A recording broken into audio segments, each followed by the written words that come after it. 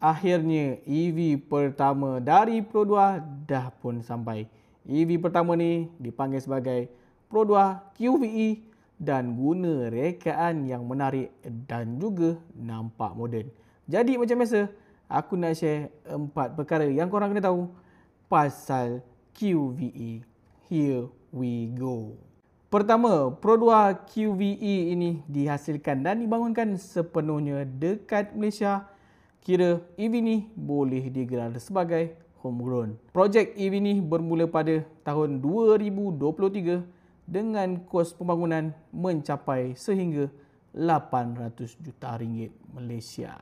Kedua, EV pertama dari Pro 2 ni hanya ada satu pilihan bahan saja dan guna motor elektrik yang mampu menghasilkan kuasa sehingga 150 kW dan 285 Nm torque.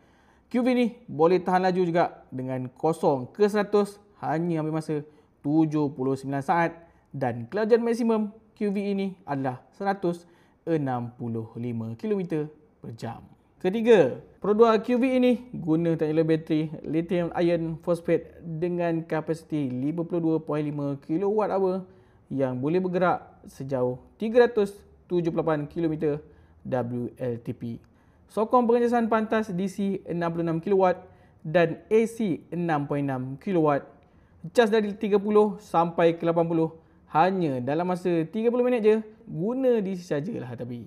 Keempat, harga jualan untuk QV ini adalah RM80,000 tak termasuk insurans dan juga bateri. Sebab Pro 2 jual QV ini guna konsep battery as a service dengan harga siapaan bateri RM275 sebulan. Jadi korang kena bayar duit kereta dan juga duit bateri.